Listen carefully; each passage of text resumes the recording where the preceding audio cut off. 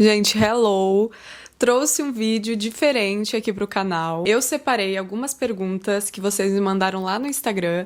Eu abri uma caixinha lá no Instagram pra vocês me mandarem perguntas e eu vou responder aqui no vídeo de uma forma mais completa. Gente, eu tenho que ficar olhando pra cá, pra baixo. Eu fico olhando pra mim e eu tenho que olhar pra vocês estão aqui embaixo. Então, bora responder essas perguntas. E antes de começar o vídeo, eu quero pedir, eu e o Cookie, se inscrevam aqui no canal. Curtam, comentem, é muito importante para continuar gravando para vocês, então se inscrevam aqui no canal.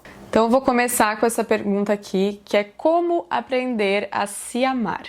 É um processo que eu posso falar por mim. Eu lembro de uma fase minha que eu tava muito perdida na vida, que eu realmente não tinha domínio próprio, sabe? Uma coisa que eu entendi muito, que eu acho que tem tudo a ver com se amar. Você ter esse domínio próprio de saber quem você é, de saber que você tem qualidades, de saber que você é única.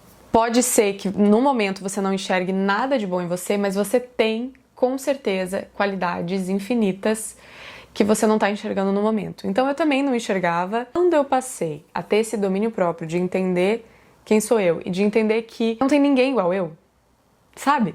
Eu não sou tão boa nisso, mas eu tenho as minhas qualidades. E eu acho muito legal a gente fazer o exercício de escrever e você pode se forçar, tá? Porque se você ficar nessa mentalidade de tipo, ai, não, eu não tenho nada de bom. Tem sim, tem sim. Porque assim, a gente quer a validação externa, a gente quer que o outro fale, não, você é boa, você é ótima, você é linda. Se a gente ficar esperando validação externa, talvez nunca chegue. Então a gente vai ter que fazer por nós. Eu tô na primeira pergunta e eu não paro de falar. Próxima pergunta. Mari, como sair aos poucos de uma dependência emocional? Eu acho que é bem isso, é aos poucos. Começar a se lembrar todos os dias que você é inteira sozinha. Antes de conhecer essa pessoa, você fazia suas coisas, você não dependia do amor dela, da validação dela. Percebendo o que você espera do outro que você pode dar pra si mesma. Fica dependente de alguém porque a gente não quer estar sozinha, como se isso fosse uma vergonha. Cara, estar solteira, a gente precisa falar sobre isso.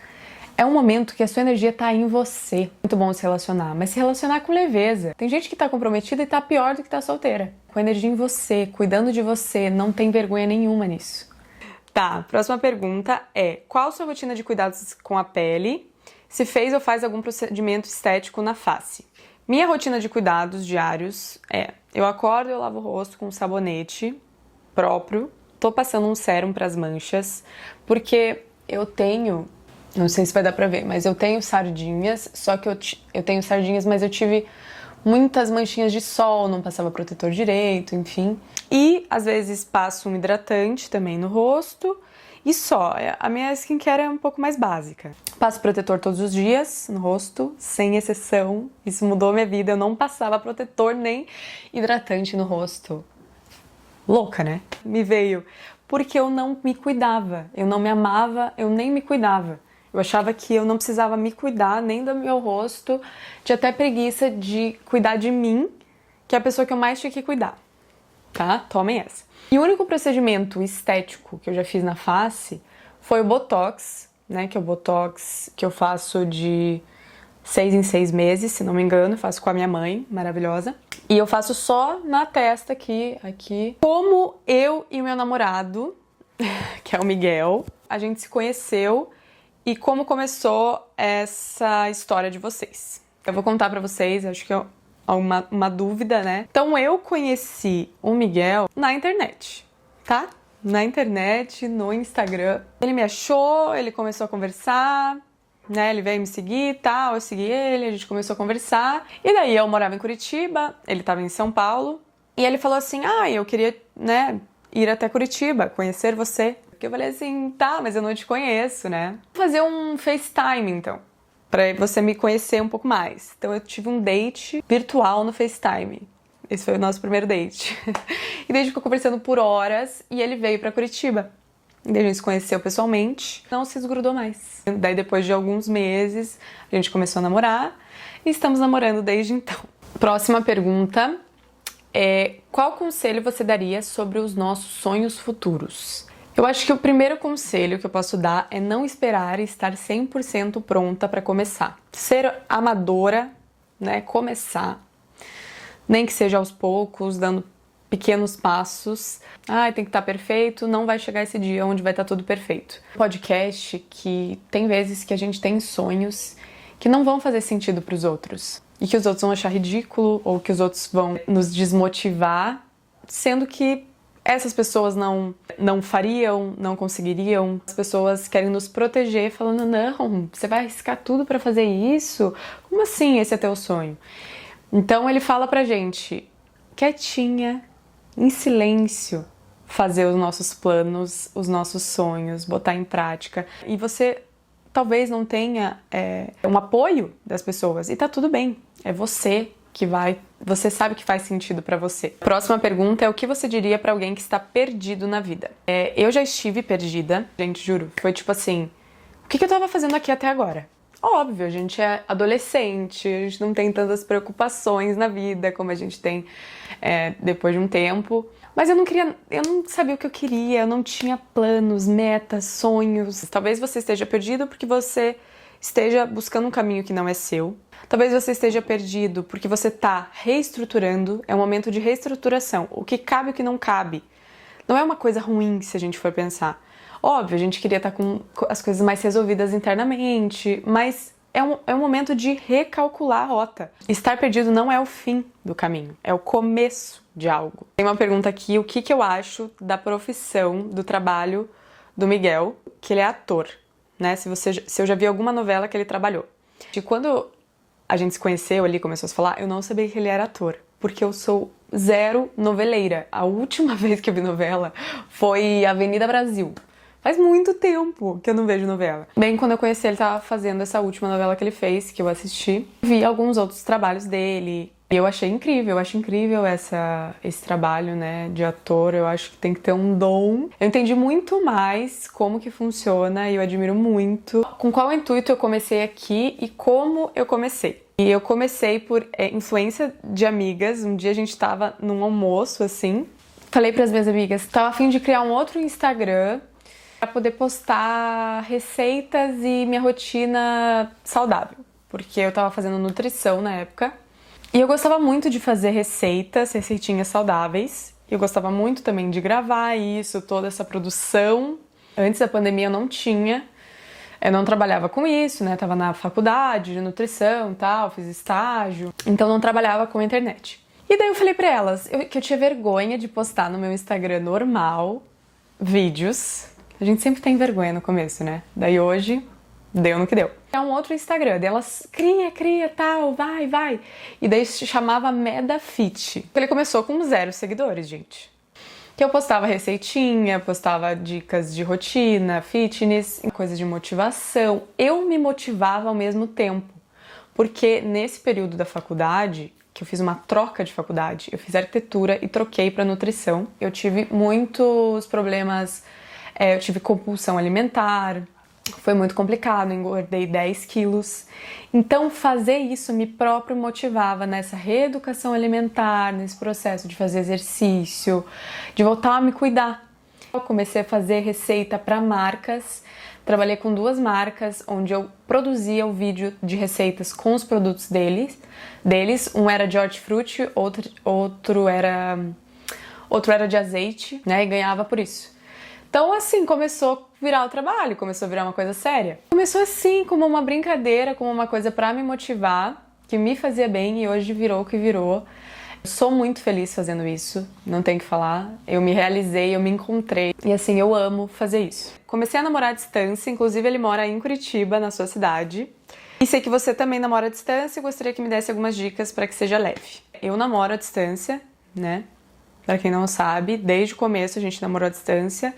Ele em São Paulo, eu aqui em Curitiba, e a gente sempre nessa ponte aérea. Só que precisa de muita conversa e paciência. Acho que comunicação é a chave de um namoro à distância e quando 2 pessoas querem fazer acontecer. Ter muita conversa do que você acredita, como você se sente segura, Olha, eu me sinto segura aqui, se a gente conversar assim, se você me fizer isso. Tem o FaceTime, né? A gente se fala todos os dias por FaceTime. A minha dica é conversem muito, falem muito sobre o que vocês querem, leveza pra entender a individualidade do outro quando você não estiver junto, ter os seus amigos, continuar fazendo suas coisas, não parar a sua vida, colocar tudo certinho, organizar a agenda, organizar junto, diálogo, muito diálogo. Meu amigo arrumou uma namorada e me deixou de lado, sofrendo. Como lidaria com isso? É doído porque vocês estavam acostumados, você já tinha ele sempre presente ali e isso mudou agora. Só que eu acho que é fases da vida que a gente tem que respeitar o outro. Eu acho que às vezes quando a gente para de ficar correndo atrás, de querer entender por que a pessoa tá se afastando, abre espaço, sabe? Abre espaço pra gente olhar pra outras relações e tá tudo bem. Crescer é a gente aceitar que algumas coisas não vão se manter iguais para sempre. Conexões verdadeiras não precisam estar presentes o tempo todo em todas as nossas fases. Se for verdadeiro, daqui a um tempo talvez vocês se aproximem de novo e deixar a vida te trazer novos caminhos. Mari, como lidar com pessoas que não respeitam nossos limites e não podemos excluir essas pessoas? E eu vou unir junto com uma outra pergunta. Mari, eu tenho uma amiga que faz umas brincadeiras agradáveis e não quero acabar a amizade. Então eu vou unir essas duas perguntas para falar sobre isso. Eu acho que os nossos limites, quando não são respeitados, e a gente já falou pra pessoa o que nos incomoda, olha, eu não gosto desse tipo de brincadeira, ainda a pessoa continua com as brincadeiras, continua não respeitando os seus limites, e você não pode simplesmente excluir ela porque é do teu convívio, é do teu dia a dia, a pessoa ela está escolhendo continuar te desrespeitando. Caso você não falou, acho muito importante falar, olha, não gosto desse tipo de brincadeira, não acho legal. Parar de rir por educação das brincadeiras. Não ri, fala assim, não entendi, não tô entendendo. Mudar de assunto na hora é uma opção. Se proteger internamente pra não dar abertura pra pessoa te desrespeitar. Continuar bancando, não ficar abrindo brecha, abrindo mão, se manter firme naquilo que você falou. Próxima pergunta é, você quer ter filhos? E sim, tenho muito o sonho de ser mãe, de construir uma família. E eu quero muito ter 2 filhos, um menino e uma menina. Todo mundo, né? Mas eu quero muito ter 2. Um casal, seria o sonho, seria tudo de bom. Um lugar que eu sonho conhecer, Barcelona. Gente, eu tenho um negócio com esse lugar. Eu não sei o que é. Ele fica na minha mente. Eu falo, meu Deus, eu preciso ir pra esse lugar, tem alguma coisa lá. Alguma coisa lá tá me esperando.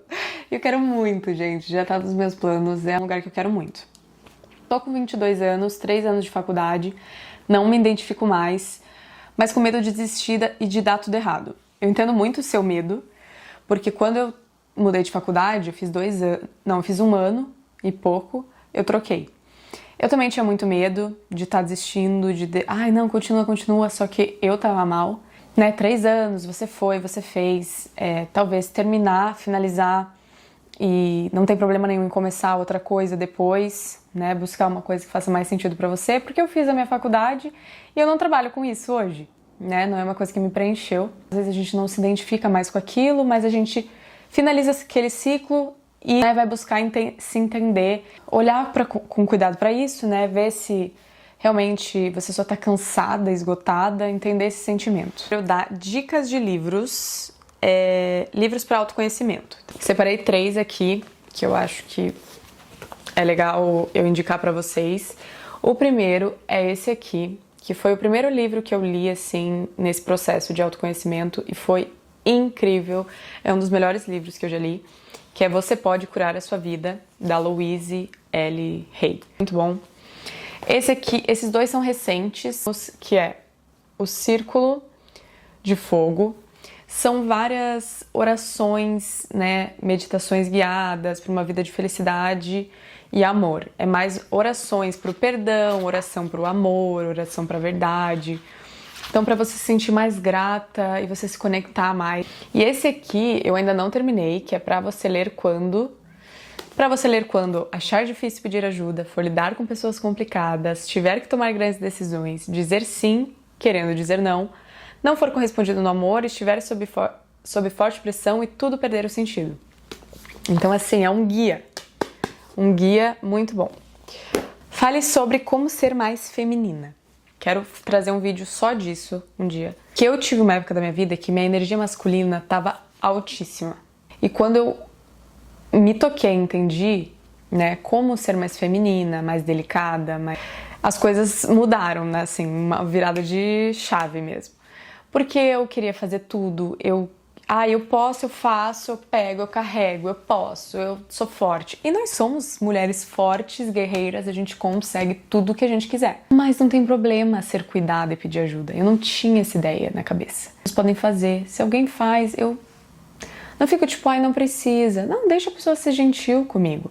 Outra coisa, aceitar elogio, ser mais calma, né? Ter mais leveza pra fazer as minhas coisas, me cuidar. Essa mania de não querer incomodar. Não, a pessoa quer fazer, deixa ela fazer. Se eu que faço as minhas unhas, se sim, como deixar tão perfeitas. Não sou eu que faço as minhas unhas. Ai, não sei se vai dar pra ver. Eu tenho alongamento e banho de gel. Uma dica para ter uma make bem durável. Hidratar a pele. Também eu comprei uma blindagem da Visela esses dias e eu gostei muito. Mas hidratar a pele é a melhor dica. Sei lá, com um bom pó. E passar produtos cremosos e depois os produtos secos. Secos? Em pó, os produtos em pó. Isso. Como você iniciou a sua carreira de influenciadora e quais foram as maiores dificuldades iniciais? As maiores dificuldades iniciais estavam na minha própria mente, né? Porque eu achava que as pessoas iam achar ridículo, a vergonha do que os outros iam pensar foi muito desse começo. Só que daí, óbvio que as pessoas podiam pensar, tipo, ai, olha lá ela, coitada, tá achando que é quem pra fazer esses vídeos, né? Nossa, elas vão achar ridículo. Eu falei, tá, vão achar ridículo, mas eu tô gostando de fazer? Sim. Então eu vou continuar e hoje todo mundo acha lindo e maravilhoso, né? Depois que eu desapeguei, tudo fluiu e também ficar meio travada na hora de gravar, eu era bem mais travada, mas foi fluindo. Como fazer para não contar tudo da sua vida para as pessoas? Não consigo controlar e acabo falando. Vamos segurar a boquinha de sacola?